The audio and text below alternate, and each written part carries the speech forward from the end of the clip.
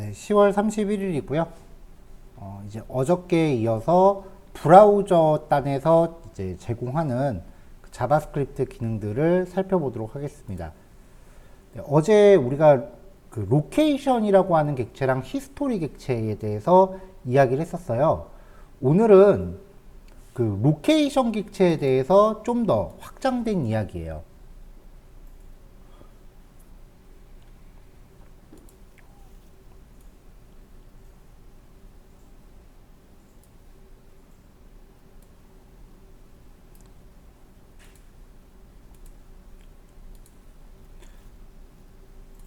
링크 두 개가 있는데요.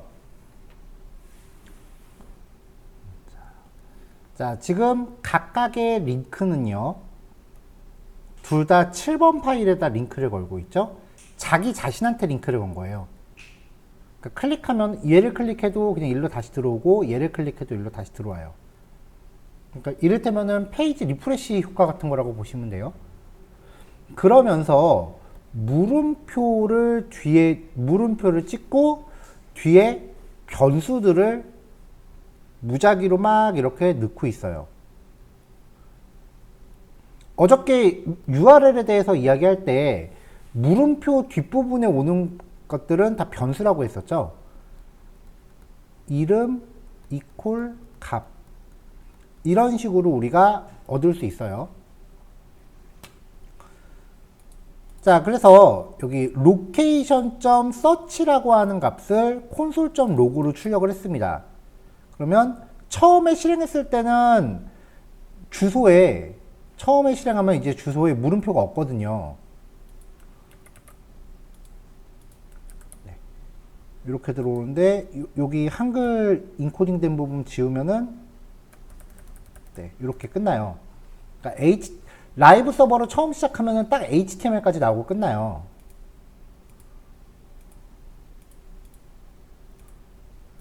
근데 이제 이 주소를 클릭을 하면 뒤에 물음표하고서 이렇게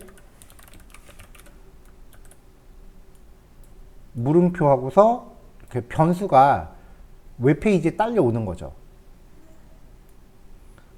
자, 이 변수를 location.search라고 하는 값으로 출력하면은 물음표 뒤에 내용을 이렇게 문자열로 다 가져옵니다.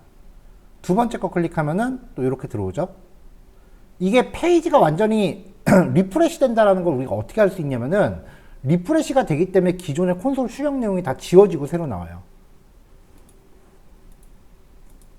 자, 값이 바뀌죠.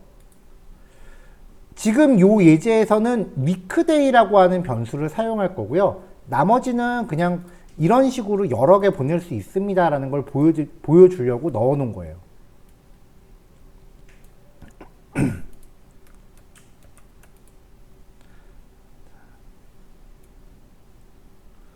자, 이 location.search라고 하는 값을 자바스크립트 내장 클래스예요. URL search params.라고 하는 클래스한테 전달을 하면은 쿼리를 이렇게 찍었을 때 URL search params.라고 해서 사이즈가 4라고 돼 있죠.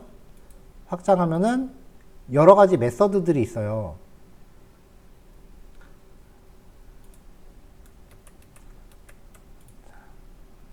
자, 이 객체를요, 자바스크립트 내장 객체예요. 마찬가지로 object.fromEntries라고 하는 메서드한테 통째로 던져주면, 자, 이제 어떻게 나오는지 보세요. 자, 이 쿼리 스트링 문자를 제이슨 객체로 변환해줘요. 그러니까 요만큼의 코드는 그냥 세트로 기억하시면 돼요. 요 두 줄을. 쿼리 스트링을 제이슨 객체로 사용한다. 그럼 요 파람스 안에 들어있는 값을 우리가 원하는 대로 활용할 수가 있는 거죠. 자, 그래서 params.weekday 보시면은 mon 그 다음에 sun 값이 두 개가 이렇게 바뀌고 있잖아요. 요걸로 msg란 변수에 월요일입니다랑 일요일입니다 라고 넣어놨어요. 그 다음에 콘솔 영역에 이 msg를 출력하면은 하나의 HTML 페이지로 두 개 페이지 같은 효과를 줄 수 있는 거죠. 그러니까 우리가 월요일입니다, 일요일입니다를 보여주고 싶었으면 기존에는 HTML 파일을 2개 만드는 수밖에 없다고요. 근데 하나의 HTML이 URL에 담겨 있는 정보를 판독해서 화면을 다르게 구성할 수 있다는 거죠. 그래서 예를 들면 여러분들이 인터넷 쇼핑몰 같은 거 한번 사용해 보신 적 있죠. 거기 보면 상품 상세 페이지가 엄청나게 많잖아요. 상품이 몇백 개 올라가 있잖아요. 보통 쇼핑몰 최소. 그러면은 그 상품 상세 페이지 HTML을 몇백 페이지를 진짜 다 만들었을까를 생각해 보라는 거죠. 못 만들어요. 상품 상세 페이지 꼴랑 한 개예요.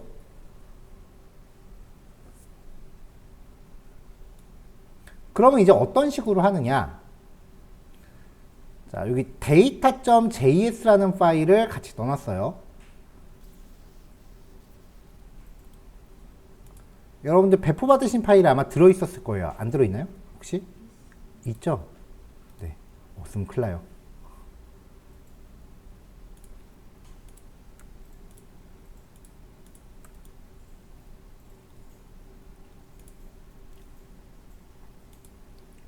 자, 이 파일을 열어보면은요, 웹툰이라고 하는 제이슨 객체를 하나 정의했어요. JS 파일이에요. 몬, 튜, 웬즈. 이렇게 수요일까지만 했어요. 일주일치 다 하려고 하니까 너무 많아서. 자, 3개의 배열을 갖고 있죠. 제이슨 객체인데, 그럼 각각의 요일에는 웹툰 정보를 제가 임의로 예전에 네이버 사이트에서 복사해서 가져왔습니다. 제목, 작가, 평점. 그 다음에 썸네일이라고 되어 있는 거는 img 폴더 안에 있는 이미지 파일들의 이름입니다.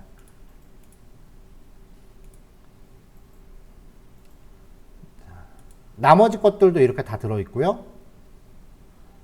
그 다음도 이렇게 다 들어있죠. 지금 얘네들의 특징은요, 제이슨의 구조가 다 똑같아요. 만약에 제이슨 구조가 제각각이면은 한 개의 페이지로 얘네들을 다 표현하지를 못해요. 하나의 HTML에다가 요 제이슨 덩어리만 바꿔치기 하면 출력되는 내용이 바뀌게 할 거예요.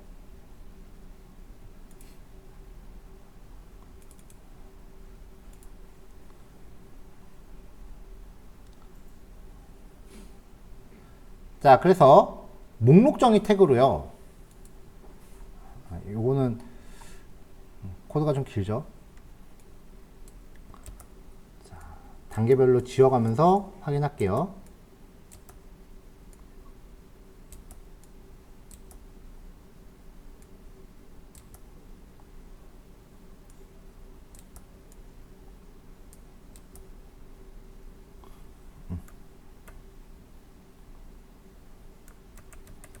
잠깐만요.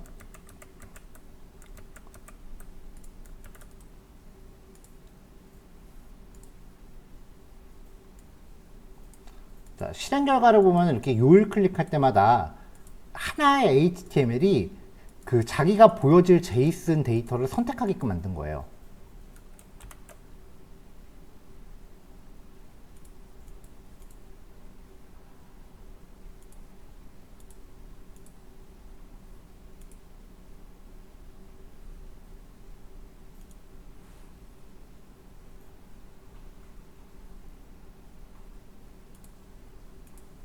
자, 일단 우리가 CSS부터 봐야 되니까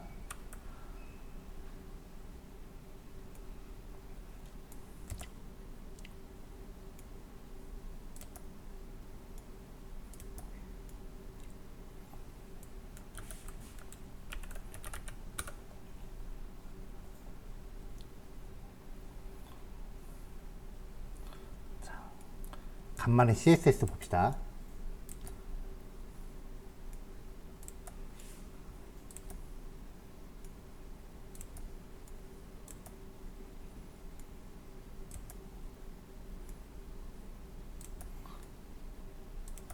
자, 이렇게 이제 HTML이 동적으로 변하는 과정을 이제 코딩을 하실 때는 일단은 HTML을 일단 완전체를 하나 만들어 놓으셔야 돼요. 자, 위쪽에는 목록 제목 H1 태그로 제목 넣고요.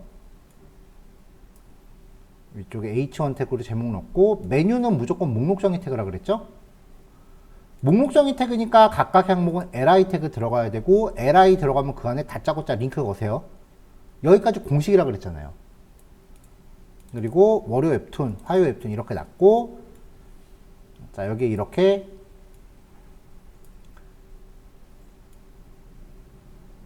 이렇게 이제 URL에 쭉 변수를 복사해 놨습니다. 이걸 어떤 식으로 쓰는지 잘 보세요. 자, 그 다음에 이제 데이터 위크데이라고 해서 각각의 요일을 의미하는 변수도 숨겨놨는데, 요예제는 지금 이 데이터 위크데이 요 변수는 안 쓰는 상태예요. 자, 이래놓고 이제 HTML 컨테이너 안에 div 태그를 3개 넣었어요. 아이템이라고 해서 만화가 3개 있으니까. 그리고 각각의 아이템 안에는 그림, 만화 제목, 작가, 평점. 단순하게 꾸몄습니다. 그 다음에 이제 스타일을 만들어야죠. 자, 바디 태그 상하 패딩 0, 좌우 패딩 15 정도 줬고요. 좌우 패딩 들어간 거 보이죠? GMB 목록정이에요. 리스트 스타일 논 땡땡이 없애고 여백 없애고 디스플레이 플렉스 겁니다. 그럼 li 태그가 싹 다 가로로 가겠죠? 자, 그 안에 있는 a 태그 폰트 사이즈 20, 밑줄 빼기, 아래쪽 여백 3픽셀, 그 다음에 글자 색깔 까만색. 자, 이렇게 되어 있는 거죠. 링크에 마우스 올렸을 때 글자 색깔을 하늘색으로 바꿔줘요. 그러면 이렇게 효과 들어가죠. li 태그에 애프터는 어디예요? 종류 태그 직후죠. 아, 종류 태그 직전이죠. 거기에다가 짝대기를 하나 넣었어요. 우리 if문에서 5어 할 때 쓰는 그 짝대기예요. 그러면 뒤에 이렇게 짝대기들이 들어갈 거 아니에요. 이렇게. 조금 안 맞죠, 위치가? 그러니까 패딩하고 글자 색깔 줘서 조금 잡아줘요. 이렇게 들어가게끔. 자, 화면을 너무 확대해 놨네요. 자, 애프터에다 놨으니까 하나, 둘, 셋, 넷, 다섯, 여섯, 여기 끝에까지. 앞에는 없는데. 그럼 앞에를 메꿔주던가 뒤에를 뚫어주던가 해야지 짝이 맞겠죠? 자, 그래서 라스트 차일드의 애프터, li 태그 중에 마지막 거의 애프터만 컨텐츠를 비워요. 여기 마지막 거 지우란 얘기죠. 됐죠? 자, 그 다음에 링크 중에 액티브라는 클래스를 갖는 애한테 아래쪽 테두리를 이 하늘색으로 넣어주고 글자 색깔도 바꿔줘요. 그러면 클릭했을 때 자바스크립트로 여기다 클래스는 액티브라고 주면은 걔만 이렇게 표시하겠다는 거죠.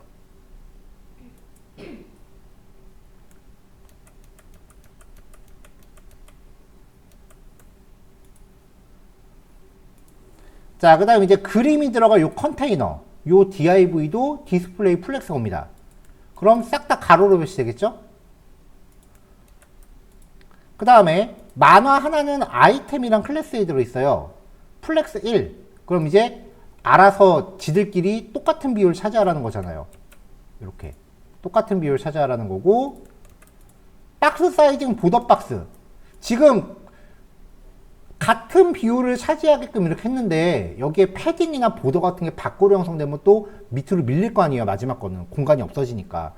근데 박스 사이즈는 보더 박스라고 주면 여백이 안으로 들어간다 그랬죠. 그러니까 아무리 줘도 전체 사이즈에 영향이 없다고요. 잡아주고 패딩 텍스트 얼라인 센터 마진 10 잡아준 거죠, 위치. 자, 이렇게 만들고 나면은 이제 이렇게 CSS를 만들고 나면 여기를 우리는 이 부분만 이제 계속 자바스크립트로 바꿔치기 할 거예요. 그렇죠? 그러니까 눈물을 머금고 지워요. 안에를. 지워요. 이제 아까 만들었었던 HTML. 그렇다고 바로 다 진짜 날려버리지 마시고 이렇게 따로 이렇게 백업을 해놓으세요. 요 구조를 HTML 태그로 이제 만들어줘야 돼.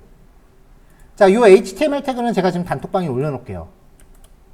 그래서 일단은 요거를 집어넣은 다음에 CSS 먼저 잘 되는 확인하시고 이거 날린 다음에 자바스크립트 코딩 들어가야겠죠.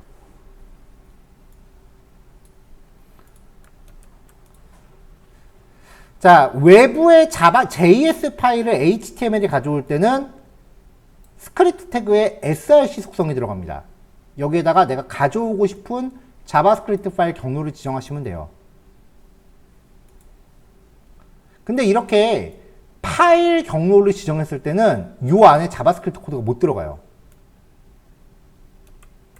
그리고 CSS 참조할 때랑 다르게 자바스크립트는 이렇게가 안 돼요. 무조건 종류 태그 있어야 돼요. 어찌됐건 이렇게 코딩하면 효과가 어떤 효과냐, 여기 있는 소스 그냥 이 JS의 소스를 여기에 그냥 다 복붙하는 거랑 똑같은 거예요.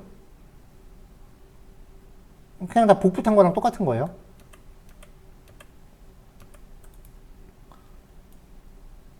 자, 그러니까 요 data.js에 저장되어 있는 웹툰이라는 변수값을 그냥 한번 찍어봤어요.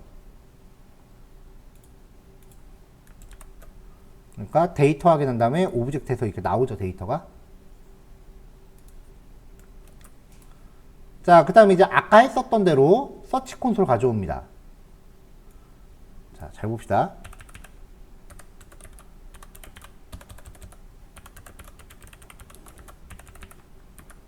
자, 일단 KKK라고 찍었어요. 요 코드 자체가 쿼리 스트링을 JSON 객체로 바꾸는 거라 그랬죠. 그럼 이제 이렇게 바뀌었잖아요. 자, 그럼 이제 여러분들 기억하시나 볼게요. const k는 weekday는 mon 이렇게 돼 있는 거잖아요. 이거 그러면 이 k를 안 써서 구조 분해하면 이때는 console.log 한 다음에 k.weekday라고 해야 mon이라는 값이 출력됩니다. 그러면 const weekday는 이거 const 괄호 열고 weekday는 JSON 열고 weekday 콜론 mon JSON에 대한 구조분이었죠. 그럼 여기서는 console.log 한 다음에 weekday라고 하면은 JSON을 바로 분해해서 여기다 담는 거였어요. 이때 주의할 점은 변수 이름과 JSON의 키 이름은 똑같아야 된다. 자, 지금 이 weekday.mon이라고 하는 요게 요 object.entrys의 결과잖아요. 그러니까 아예 처음부터 받을 때부터 weekday라고 구조분해서 받은 거예요. 이거랑 똑같은 거라고요.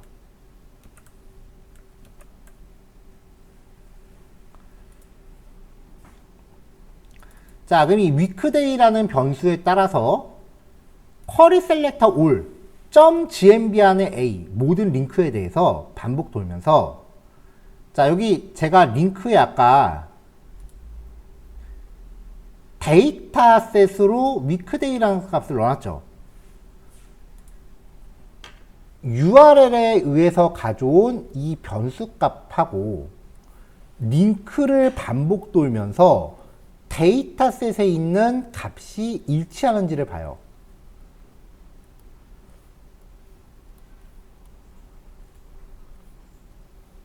요 링크를 클릭했으면은 weekday의 변수는 요거였을 거 아니에요. 이게 일치하는 링크를 찾아요. 일치하는 게 있다라는 거는 좀 전에 클릭한 게 걔란 뜻이에요, 지금.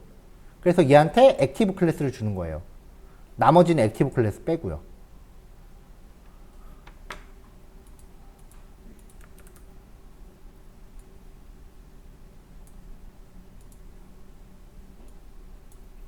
자, 그래서 클릭했을 때 이렇게 액티브 클래스가 메뉴에 돌아다니게끔.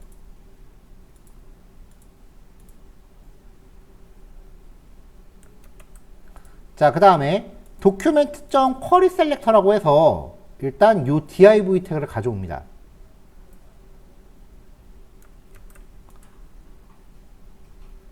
자, 아까 weekday라고 해서 가져오는 게 요일에 해당하는 알파벳이었죠.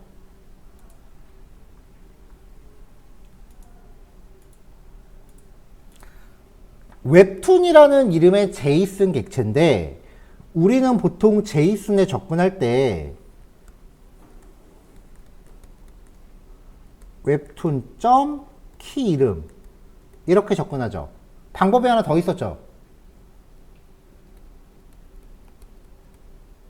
웹툰의 제이슨 키 이름을 마치 배열 인덱스처럼 쓰는 방법도 있다 그랬어요. 기억나세요? 기억 안 나면 다시 한번 찾아보세요. 자, 이 방식의 특징은 뭐였냐면 이 제이슨 키를 변수화할 수 있다는 거였어요. const weekday는 뭔 이렇게 놓고 웹툰에 대해서 weekday 변수를 써라.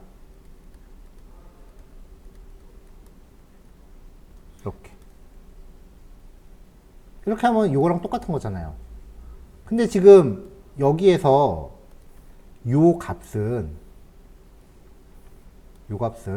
링크를 클릭했을 때 URL에 있는 값을 가져오는 거죠. 그러면 어떤 링크를 클릭했는지에 따라서 제이슨에서 얘를 가져올지 얘를 가져올지 얘를 가져올지가 그때그때 달라지겠네요.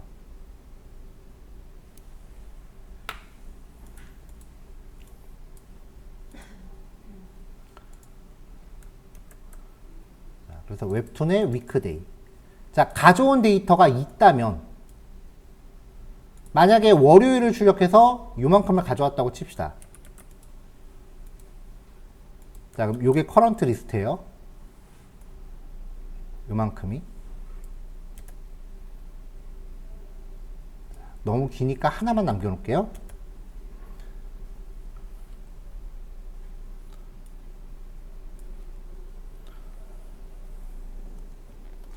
자, 이 커런트 리스트가 제이슨 파일에서 가져오니 배열이 됩니다.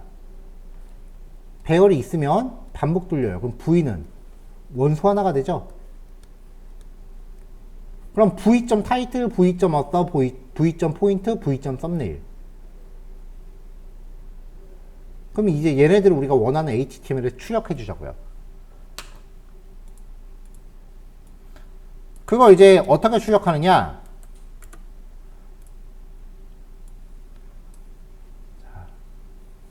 지금 요 V가 이거 한 덩어리에 대한 제이슨 데이터를 갖고 있는 거니까 요만큼씩 자바스크립트로 만들어서 컨테이너에다 어펜드 시켜주면 돼요.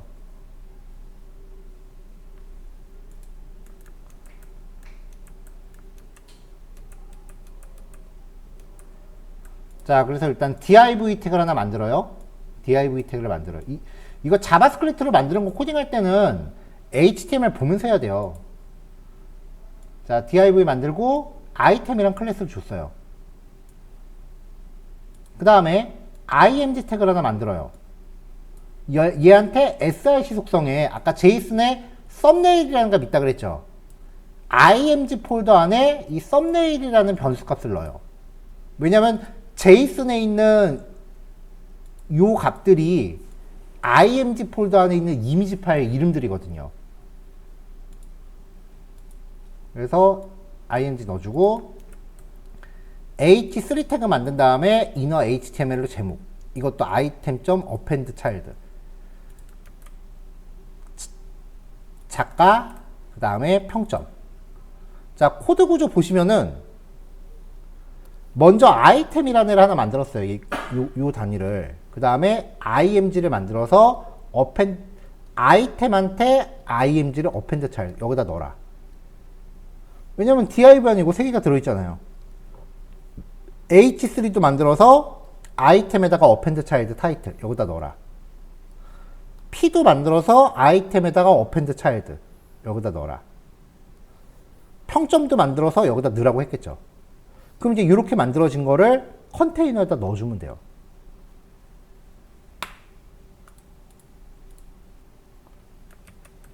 자, 일단 한번 출력해보고 이 아이템 요거를 통째로 컨테이너에 넣어라 라고 코딩을 한 거죠.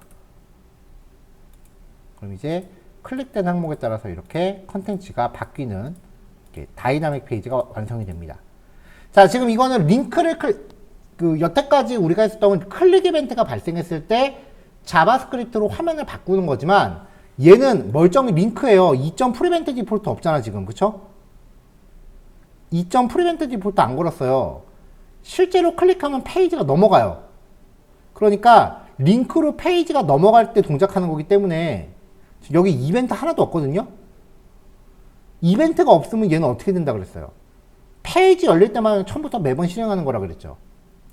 링크로 인해서 페이지가 새로 고침될 때마다 이 자바스크립트가 매번 한 번씩 실행되는 거예요. 그때마다 주소에 박혀있는 변수 값은 달라져 있을 테니까 컨텐츠는 바뀔 수 있는 거죠. 한 페이지 같지만 여러 개 페이지 같은 효과를 주는 거예요. 자바스크립트로 링크 클릭 이벤트 걸어서 컨텐츠를 바꾸면 열심히 왔다 갔다 한 다음에 뒤로 가게 해버리면 그냥 한 번에 다 뒤로 가버려요. 근데 이렇게 페이지가 매번 리프레시가 되면서 컨텐츠를 가져오면 뒤로 가게 할 때마다 내가 이동했던 내역이 다 남아있어요.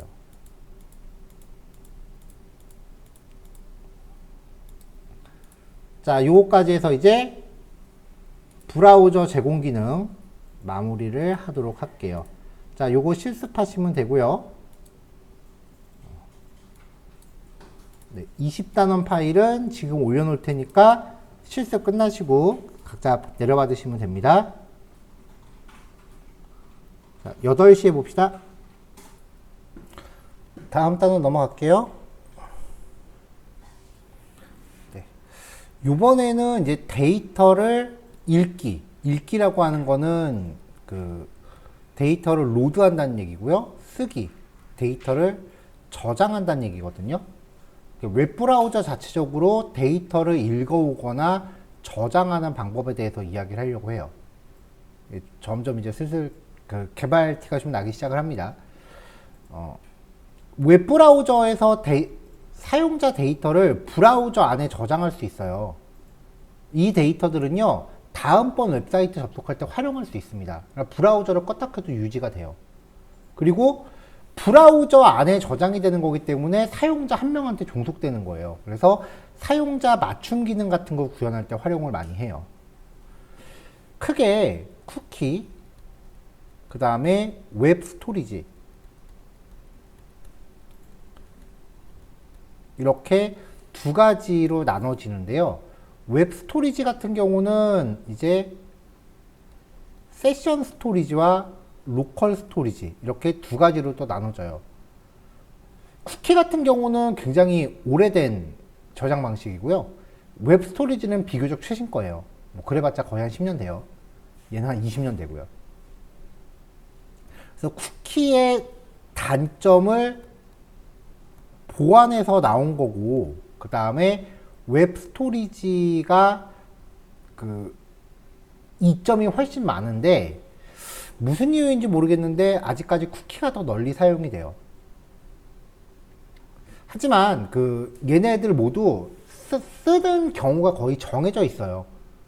그 밖에 나머지는 데이터를 저장하거나 로딩한다라고 할 땐 보통 이제 백엔드를 통해서 수행을 하는 거고요. 쿠키랑 웹 스토리지 같은 경우는 사용 케이스가 거의 정해져 있다. 여기서는 간단하게 사용 방법만 소개를 해드릴 건데, 원래대로면은 쿠키를 먼저 보고 웹 스토리지를 봐야 되는데, 쿠키 예제 중에 2번 예제를 조금 순화시키려고 해요. 그래서 일단 3, 4번 웹 스토리지 관련된 걸 먼저 보고요. 실습하시는 사이에 제가 2번 파일만 조금 순화해서 다시 배포를 할게요.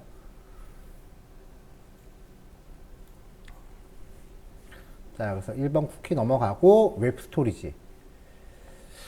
자, 조금 전에 얘기한 것처럼 쿠키의 단점을 보완해서 HTML5에서 추가된 기술로요. 로컬 스토리지와 세션 스토리지로 구별이 됩니다. 내용을 보기는 그냥 다 같이 볼까요? 일단 쿠키부터 같이 보죠. 자, 쿠키. 사용자 웹브라우저에 저장되는 텍스트 데이터예요. 메모장 파일이에요. 그러니까 원한다면 다 까볼 수가 있어요.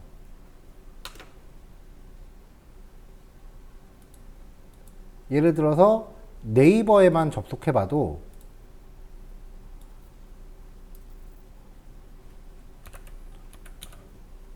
개발자 도구 딱 열어서 애플리케이션이라고 하는 탭으로 넘어가면은 여기에 이제 웹브라우저를 통해서 좀 데이터를 저장할 수 있는 방식들이 쭉 나오거든요. 이 중에 여기 쿠키라고 있죠. 자, 쿠키를 딱 확장하면은 그 사이트 주소별로 폴더가 하나씩 생겨요. 이를 딱 저장하면은 여기 이마만큼의 쿠키가 저장이 되어 있는 거예요. 맘만 먹으면 다 까볼 수 있기 때문에 데이터를 저장할 때 웬만하면 암호화를 해서 저장해야 되고요. 아니면은 노출돼도 1도 타격이 없는 값들. 여기에 막 사용자 개인정보 저장하면 대형사고입니다. 그리고 사용자가 원하면은 지워버릴 수도 있어요. 그 삭제도 가능하거든요. 그래서 없어도 큰 상관없는 값들.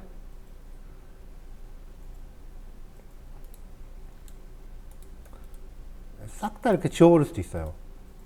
아니면 여기 빈 데를 클릭하면은 다 지우는 게 있었는데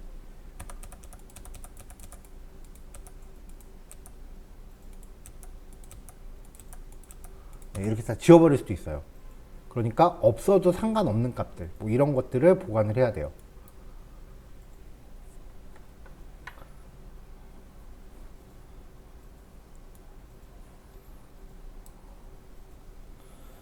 자, 정보를 저장할 때 이름 이퀄 값 이게 기본이고요. 그 다음에 특징이요. 유효 시간이 들어가요. 쿠키는 저장하는데 시간 제한이 있어요. 쿠키를 쓰는 가장 대표적인 기능이 뭐냐면은 팝업창 같은 거 오늘 하루 이 창 열지 않음. 그거 왜 오늘 하루일까요? 앞으로 이 창 열지 않음 보신 적 있어요? 그거 없어요. 다 오늘 하루예요. 왜냐면은 그 팝업창을 열지 안 열지 그거는 있어도 되고 없어도 되는 거죠. 사실 사이트 운영하는 입장에서는 사용자가 그거 안 하기 더 좋죠. 그래야 광고 한 번이라도 더 하니까. 없으면 고 땡큐지. 그 다음에 굳이 정보가 없어도 상관없는 거죠. 팝업창 열고 안 열고가 뭐가 그렇게 중요하겠어요. 그렇죠? 그래서 팝업창 제어 여부가 이제 쿠키로 쓰는 제일 흔한 기능인데 저장할 때 유효 시간을 설정해야 되기 때문에 쿠키 관련된 건 항상 그 타임 리미트가 있어요. 시간 제한이. 그 다음에 이제 유효 경로를 설정할 수 있어요. 웹사이트 주소상에서 특정 폴더 안에서만 변수가 유효하게끔. 근데 내가 만든 사이트에서 내가 만든 변수 쓰는데 폴더 가려가면서 쓸 이유는 없겠죠. 그래서 보통 유효 경로는 잘 지정 안 하고요. 유효 도메인.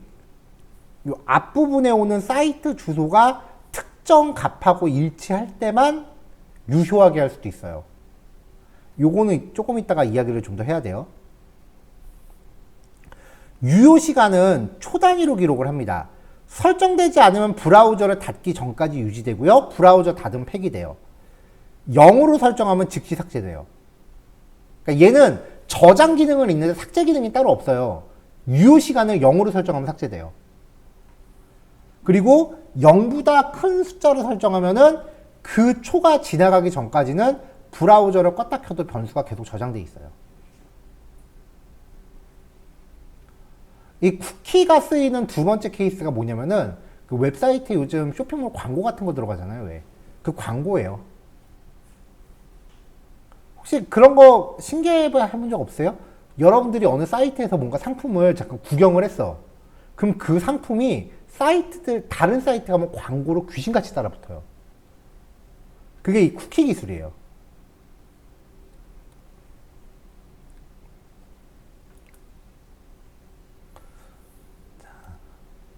자, 유효 경로는 그 쿠키 값을 읽고 쓸 수 있는 특정 폴더 경로를 지정할 수 있는데 일반적으로 슬래시만 지정해서 사이트 전역에서 유효하게 설정하고요. 쿠키는 기본적으로 자기가 저장된 도메인에서만 유효해요. 그러니까 따따따.naver.com에서 저장된 쿠키는 블로그.naver.com에서 식별되지 않아요. 왜냐면 앞에가 다르거든요, 주소가. 다른 주소에서는 인식이 안 된다는 거예요.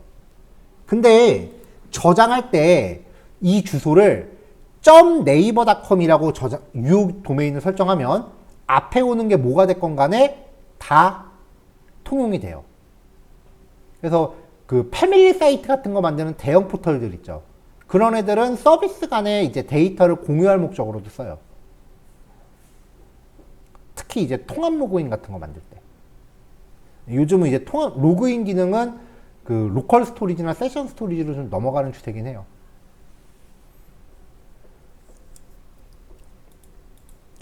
자, 장점은 거의 모든 브라우저가 지원합니다. 단점은요, 매 HTTP 요청마다, HTTP 요청이라는 거는 페이지가 리프레시 될 때마다, 혹은 페이지가 이동할 때마다, 모든 쿠키 정보가 포함돼서요, 백엔드에 전송이 돼요. 페이지 이동 시마다 백엔드에 무조건 모든 쿠키가 전송이 돼요. 그러니까 여러분들의 웹브라우저하고 백엔드는 결국은 원격인 거잖아요. 그렇죠? 여기에 저장되어 있는 사용자 개인정보가 내가 링크를 클릭할 때마다 무조건 일로 전송이 되기 때문에 중간에 누군가 탈취할 가능성이 있어요. 그래서 보안에 민감한 정보를 저장하면 안 되고요. 용량 자체가 작아요. 4KB 정도밖에 안 돼요. 그래서 저장할 수 있는 정보가 굉장히 제한적이고요. 암호화가 처리되지 않아요. 그래서 사용자 정보 도난 위험이 있으니까 보안에 민감한 정보는 저장하시면 안 돼요. 사용리가 오늘 본 상품, 오늘 하루 이창 열자는 이런 거예요. 이건 뭐 있어도 그만 없어도 그만이고 노출돼도 크게 영향이 없는 정보죠.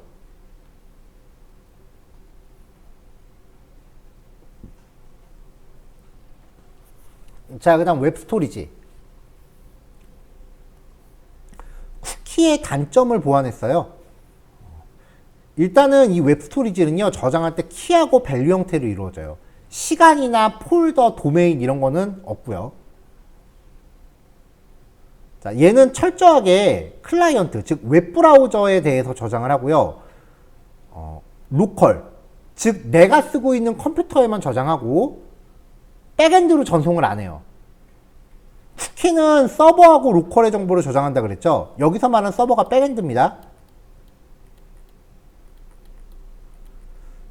자, 백엔드와 로컬, 지금 내가 쓰고 있는 컴퓨터에 저장한다 이렇게 적혀 있는데 좀 더 정확하게는 내 컴퓨터에 저장해서 이걸 매번 백엔드에 전송한다.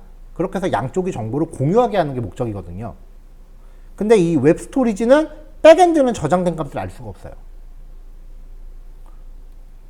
외부로 데이터가 나가질 않아요. 자, 로컬 스토리지는 영구 저장이에요. 시간 제한 같은 거 없습니다. 사용자가 일부러 그거 찾아서 딜리트하지 않는 이상 영구적으로 저장됩니다. 그래서 자동 로그인 같은 거 구현할 때 쓰고요. 세션 스토리지는 브라우저를 닫으면 자동으로 삭제가 돼요. 뭐 비로그인 장바구니 같은 거 만들 때 써요. 로그인 했을 때 장바구니 정보는 백엔드로 저장시키는데 로그인하지 않은 상태 장바구니는 굳이 백엔드에 저장할 필요 없거든요. 왜냐면 사용자가 누군지 구별을 못 하잖아요. 그래서 그거는 그냥 브라우저 안에만 저장을 해요. 자, 백엔드에 불필요하게 저장하지 않는다 그랬고요. 그 다음에 저장 가능한 용량이 커요. 약 5메가 정도 저장 가능해요. 브라우저마다 차이는 좀 존재하지만 아까 쿠키에 비교해서 약 1000배 이상 큰 거예요. 저장 용량이. 자, 근데 이제 HTML5를 지원하지 않는 브라우저 사용 불가라고 돼 있는데 현재는 거의 없다고 보시면 되고요. 자, 그래서 로컬 스토리지랑 세션 스토리지는 코드 흐름이 거의 똑같아요. 그래서 얘네들을 먼저 좀 볼게요. 쉬운 거부터 봅시다. 자, 3번입니다. 실행 결과부터 보죠. 네임 요 드롭다운이 저장할 변수의 이름 역할을 할 거예요. 자, 네임에는 리라고 저장하고 세이브를 할게요. 그럼 여기 로컬 스토리지에 지금 제가 접속해 있는 라이브 서버를 가동한 주소가 뜨죠. 거기 보시면은 네임에 리라고 저장돼 있죠.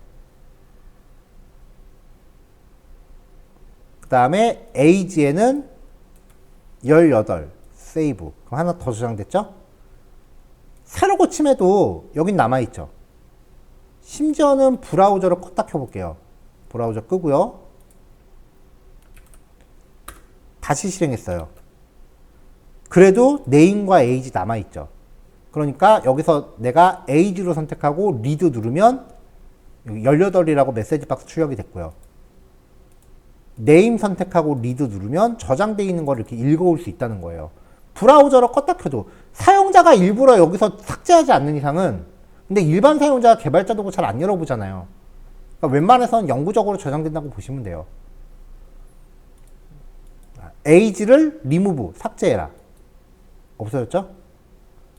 네임을 remove, 삭제해라. 그러면 리드 하면은 당연히 널 뜨겠죠. 없으니까. 자, 다시 아무거나 저장할게요. 자, 저장했어요. 클리어 누르면 다 지워지겠죠.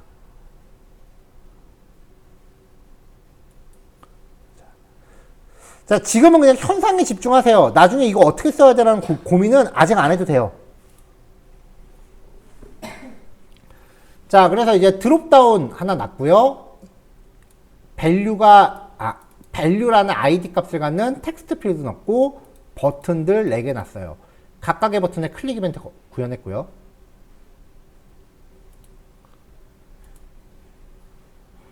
샵 키. 요 드롭다운이죠. 네, 드롭다운 객체 가져왔습니다. 그 다음에 드롭다운에서 셀렉티드 인덱스가 뭐였죠? 드롭다운은 자바스크립트 객체를 갖고 오고 나면 그 순간 배열이 된다 그랬죠. 그리고 이 옵션 태그가 배열의 원소가 된다 그랬어요. 0번째, 1번째죠. 사용자가 선택한 항목의 인덱스는 셀렉티드 인덱스라고 했습니다. 그러니까 내가 만약에 age를 선택했다라고 하면 셀렉티드 인덱스 값은 1이에요. 키에서 1번째 거의 밸류. 그러면 얘가 되겠죠. 자, 이거를 키 추지라고 가져왔어요.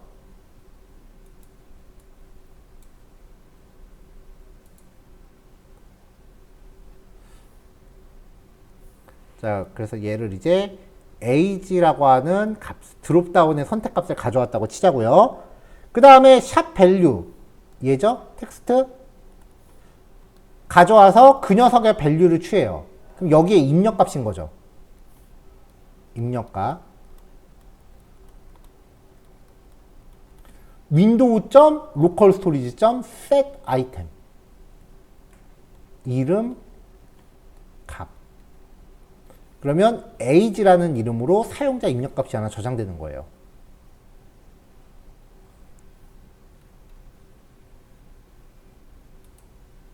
리드. 자, 드롭다운을 또 가져와서 드롭다운의 선택값 가져왔어요. 아까 age라는 이름으로 저장을 했잖아요. 여기서 age는 하고서 사용자 입력값 저장했죠. 자, 키추즈가 또 age라고 치면 윈도우 점 뭐뭐뭐 하고 들어갈 때 앞에 윈도우 점은 생략할 수 있습니다. 모든 자바스크립트 기능이요. 로컬 스토리지 점 get 아이템. get은 가져와라잖아요. 여기다가 age라고 주면은 아까 저장한 age라는 이름의 변수 값을 리턴하는 거죠. 그걸 메시지 박스로 출력했고요. set 아이템, get 아이템. 그 다음에 삭제할 때. 자, 똑같이 드롭다운 가져왔어요. remove 아이템 하고서 여기다 이름을 age라고 주면은 아까 저장했던 age라는 변수 값을 가져옵니다. 마지막 전체 삭제. 로컬 스토리지 점 클리어.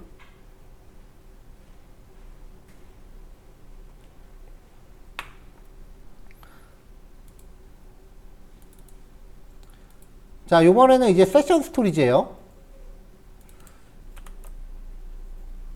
자, 여기 세션 저장소라고 있죠? 자, 여기 라이브 서버가 뭔가 하나 저장을 해놨네요. 자, 마찬가지로 네임으로 이번에 킴 세이브, 에이지는 12살 세이브. 여기 A 저장됐죠? 자, 네임 한 다음에 리드 누르면 저장할 거 메시지 박스로 뜨고, 에이지 하고서 리드 누르면 뜨고, 리무브하고 클리어도 동일하게 작동을 해요. 자, 이제 브라우저 닫을게요. 다시 열게요. 세션 스토리지는 브라우저를 닫으면 자동으로 폐기돼요. 그래서 임시로 쓸 변수 값들 저장하는 거. 자, 이게 어떨 때 유용하냐면은 우리가 지금 HTML 파일을 만들고 여기서 자바스크립트를 코딩을 하잖아요. 그쵸? 여기서 만약에 const a라고 해서 변수를 만들었어요. 그러면 이 변수 값은 요 HTML 파일 안에서만 유효하지, 링크로 다른 페이지로 넘어갔다. 그럼 걔는 새로 시작하는 거예요. 여기서는 A는 무엇? 몰라요. 페이지를 넘어가는데 내가 이전 페이지에서의 변수를 유지해야 된다면, 첫 번째 물음표 찍고 A는 100이라고 넘겨서 쿼리 스트링으로 받던지, 아니면 두 번째 로컬 스토리지나 세션 스토리지로 저장하면 돼요. 로컬 스토리지나 세션 스토리지에 저장한 변수는요, 쿠키도 마찬가지고요. 사이트 안에 모든 페이지가 다 공유합니다. 그러니까 전역 변수의 개념이 되는 거죠.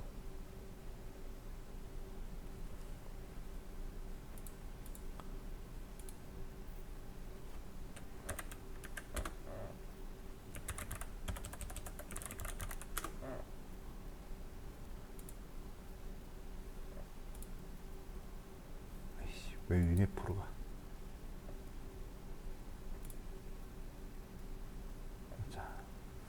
자, 여기서 드롭다운 체크 해서 변수 값들을 쭉 세팅해서 여기서 이렇게 가격을 만들었어요. 그럼 이거는 요 페이지에서만 유효하다 그랬죠. 그러면 구매하기 누르면 여기서 만든 변수가 다음 페이지에서 모른다 그랬잖아요. 그러면 뭐 로그인하고 이제 결제 페이지로 넘어가면은 이 정보들이 다 유지가 안 된다는 거죠. 근데 결제하려면 여기서 선택한 정보를 들고 가야 되잖아요. 결제 페이지로. 페이지가 이동하는 과정에 이렇게 이전 페이지의 데이터를 유지해야 될 필요가 너무나 많이 있다고요. 우리가 쓰는 웹페이지들은. 그럴 때 1번 쿼리 스트링을 넘긴다. 근데 그거 나중에 해보면 알겠지만 진짜 힘들어요. 2번 쿠키에 저장하거나, 근데 보안에 꽝이에요. 3번 로컬 스토리지나 세션 스토리에 저장한다. 마지막은 백엔드한테 전송해서 백엔드한테 저장하라고 시킨다. 이 중에서 제일 많이 쓰는 방법은 보통 백엔드예요.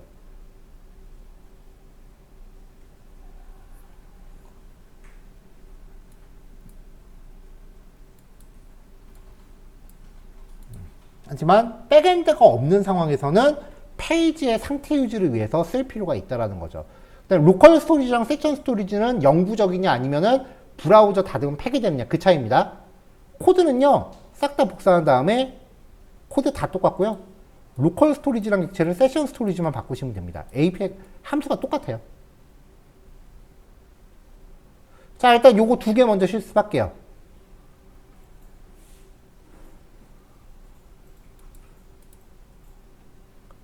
자, 이 두 개니까 20분 실습하시고 10분 쉬었다 그러면은 5분 더 쓸게요. 9시에 봅시다. 자, 쿠키 예제 진행할게요. 첫 번째 예제는 아까 거랑 비슷한데요. 일단 저장할 변수 이름을 설정하고요.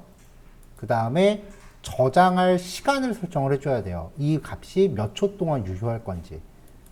자, 0초라고 지정하고 이렇게 저장을 하면 자, 쿠키는 여기 바로 안 보여요. 근데 세로 고침을 해보면은 닫았다가 다시 합시다.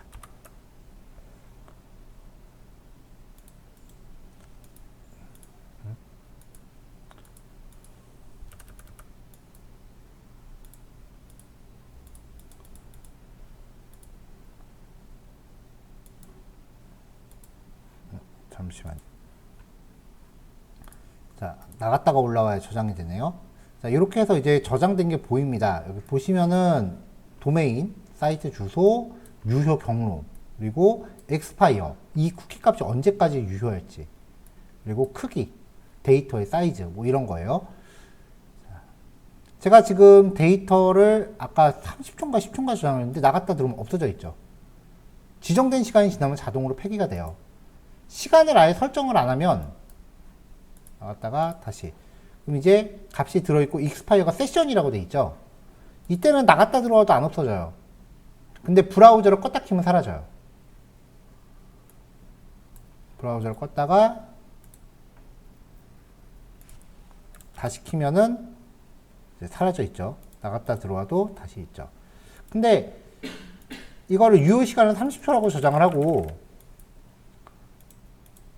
자, 있죠? 껐다가 다시 켜요. 아직 있죠. 세션 스토리지랑 마찬가지로 이제 시간, 지정된 시간이 초과하기 전까지는 브라우저를 닫았다 열어도 계속 남아 있어요. 자, 새로 고침하면 날아가고 없는 거 보이죠?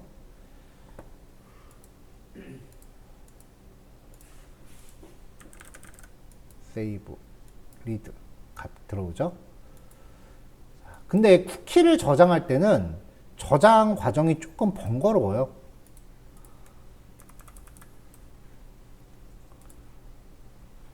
자, 일단은 아까처럼 셀렉트 태그 쿠키 네임이라고 해서 저장할 변수의 이름, 쿠키 타임, 저장할 시간, 몇 초 동안 유효할 건지 설정 안 함, 0초, 5초, 10초, 30초.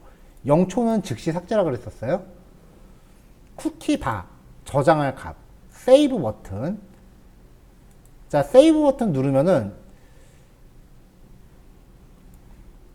일단 이 드롭다운 쿠키 네임이었죠? 여기에서 선택한 값을 가져와요. 네임이라고 합시다. 자, 드롭다운에 선택한 값을 가져옵니다. 이걸 네임이라고 가정을 할게요.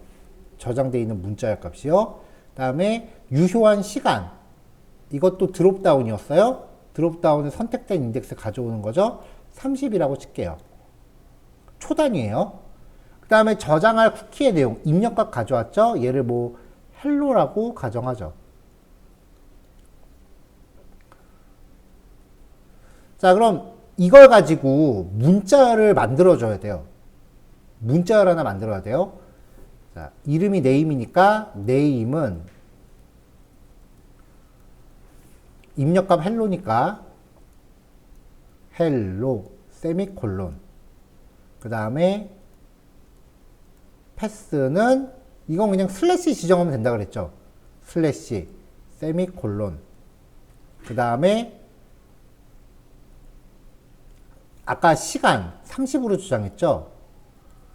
맥스 에이지는 30 세미콜론. 이런 식으로 문자를 하나 만들어줘야 돼요. 시간을 설정 안 하려면은 이 부분은 생략하시면 돼요. 자, 그래서 이름 URL 인코드 걸었습니다. 왜냐면 한글은 그냥 저장이 안 되거든요. 자, 요거 갖다가 넣은 거죠. 그 다음에 이퀄 문자를 연결했죠. 그 다음에 입력값 아까 헬로라고 한 값 세팅해주고 세미콜론, 여기다 문자를 연결해요. 패스는 슬래시 세미콜론, 그리고 만약에 시간값이 있으면 maxage 이퀄 시간값 세미콜론. 이런 식으로 문자를 하나 쭉 연결한 다음에 얘를 document.cookie라는 값에다 대입하면 돼요. 이게 저장이에요. 좀 번거롭죠. 자, 그 다음에 이제 값을 가져올 때는 document.cookie라고 하면은 값이 다 들어옵니다. 근데 문제는요, 저장되어 있는 모든 쿠키를 다 가져와요. 어떤 느낌이냐면은, 자, name에다가 30초, hello, save, age에다 30초, 20, save 하고 리드 하면은 이렇게 다 들어와요. 이렇게.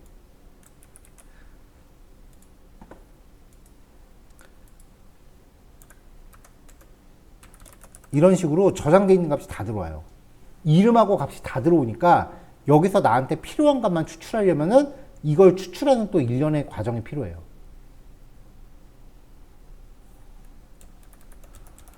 자, 그래도 이 쿠키를 응용해서 우리가 제일 많이 쓸 수 있는 게 요 예제예요.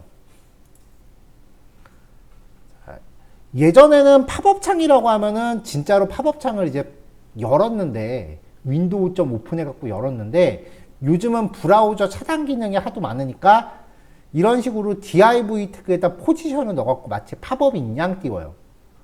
이게 팝업 창이 아니고 div 태그예요, 여러분. div 태그를 디스플레이 속성을 줬고 열었다 닫았다 한 거예요. 자, 얘는 기본적으로 CSS가 디스플레이 블록으로 잡혀 있는데, 디스플레이 논으로 잡혀 있는데, 이게 쿠키 값의 저장 여부에 따라서 디스플레이 블록을 줄지 논을 줄지 결정하는 거예요. 자, 그래서 쿠키 보면은 지금 따로 없고요. 15초간 이창 열지 않음, 닫기. 쿠키 값이 있죠. 노팝업 y라고 있죠. 그럼 15초 동안은 아무리 새로 고침해도 쿠키가 있으니까 안 열려요. 15초가 지나면 15초가 이렇게 깁니다, 여러분. 네, 사라졌죠? 그럼 다시 나오는 거죠.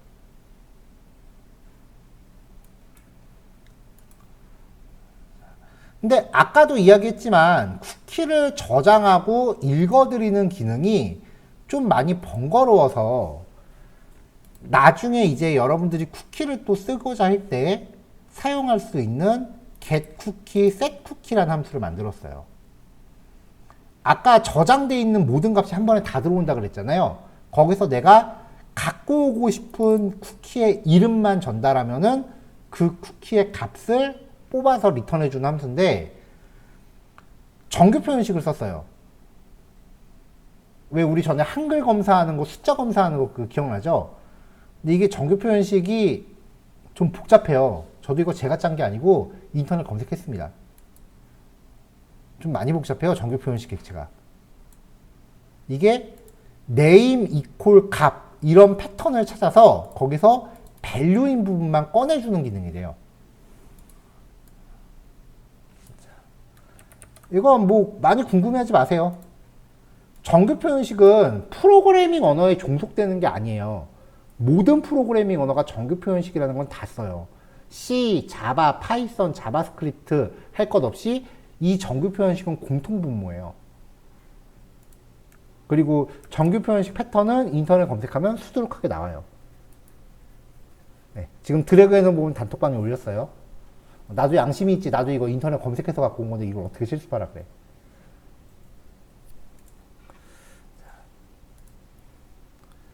자, document.cookie라고 하는 게 아까 이름 이퀄 값. 이렇게 주장하면 안 되겠다.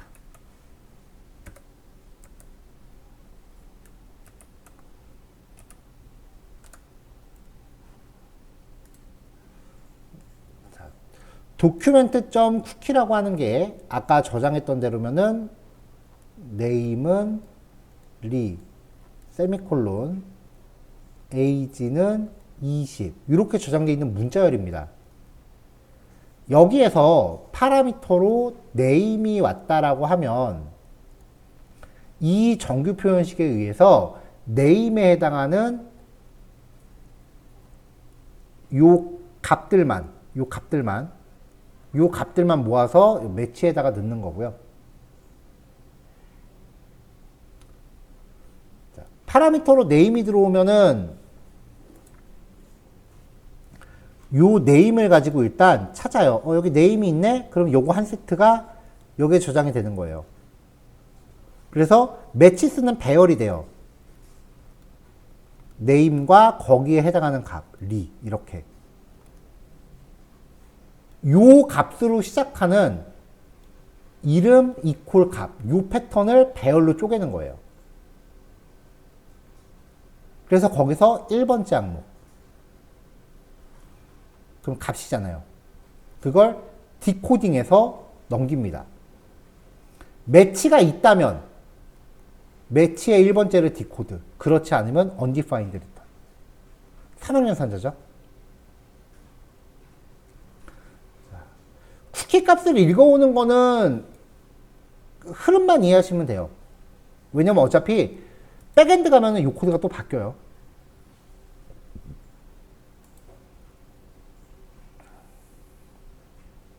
자, 쿠키를 저장할 때는 문자를 만들어주면 된다 그랬죠?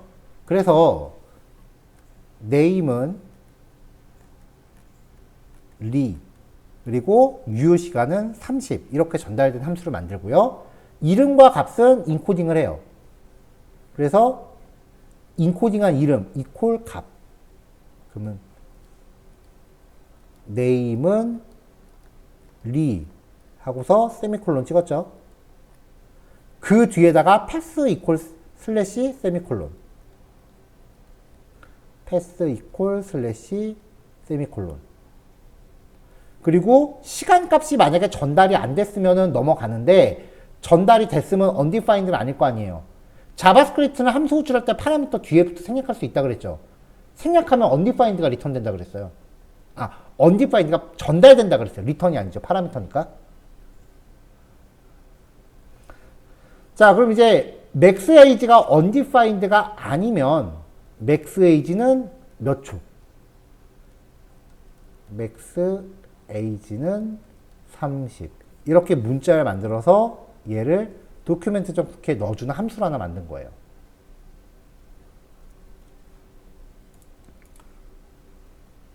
그래서 만약에 나중에 쿠키를 써야 될 일이 있으면은 요 함수 두 개를 잘 보관했다가 재사용하시면 돼요.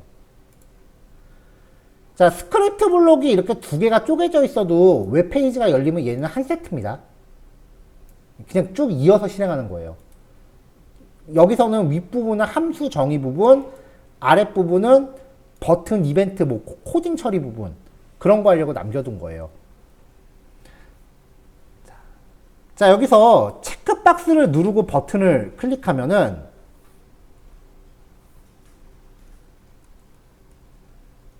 no pop 이라는 이름의 쿠키를 Y로 저장을 할 거예요. 자, get cookie no pop. 그러니까 요런 이름의 쿠키가 있는지 확인을 해요. 아까 get cookie 함수는 값이 있으면 그걸 리턴하는데 없으면 undefined를 리턴한다 그랬어요. 얘가 없다면 팝업이라는 이름의 클래스를 가진 곳에 디스플레이 속성을 블록으로 바꿔라. 위쪽에 HTML 태그 보면은요, 여기 팝업 창을 div 태그로 만들어 놓고요. 그 다음에 이 div에 CSS 살짝 대충 꾸민 다음에 기본적으로 디스플레이 논을 했어요. 그럼 안 보일 거 아니에요. 그때 노팝업이라는 이름의 쿠키 값이 없으면 디스플레이를 블록으로 바꿨으니까 화면에 나오겠죠. 자, 이제 클로즈 팝업이라는 버튼을 누르면은 노 오픈이 체크됐는지를 검사할 거예요. 얘가 체크됐으면 쿠키를 저장해 주면 돼요. 자, 클로즈 팝업의 클릭 이벤트입니다. 일단은 요 클릭 이벤트의 기능은 닫기죠. 그러니까 일단 팝업 창은 디스플레이 논으로 해서 닫아요. 그 다음에 노 오픈이 체크됐다면 노 팝업을 Y로 해서 15초 동안 저장합니다. 그러면 15초 안에 요 페이지를 다시 새로 고침하면 여기서 노 팝업 했을 때 이걸 저장했으니까 Y가 떨어질 거 아니에요. 그러니까 있네? 느낌표 패스. 그럼 안 나오는 거죠. 이게 동작을 안 하니까. 자, 이걸 이제 24시간으로 설정하시려면 60초, 60분, 24시간. 초 단위니까요. 이렇게 설정하시면 24시간 동안 이 쿠키는 유지가 되겠죠.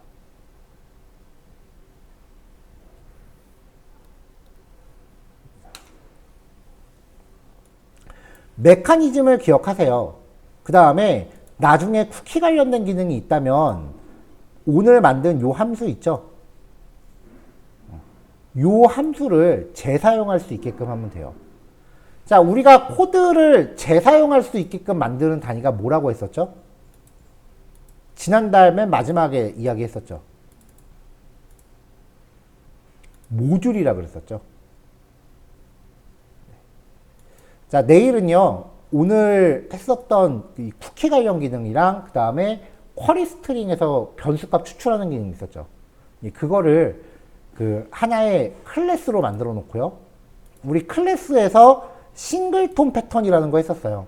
이 싱글톤 패턴 적용해서 그 쿼리 스트링 파라미터 뽑는 거, 쿠키 저장하는 거, 쿠키 읽어오는 거 이렇게 하나의 클래스로 모듈을 한 다음에 그 모듈을 사용하는 방법에 대해서 이야기를 해볼 거예요.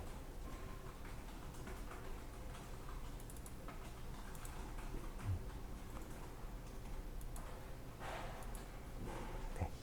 그리고 나서 여기 제가 얘는 지금 단원이 지금 99단원이라고 되어 있거든요.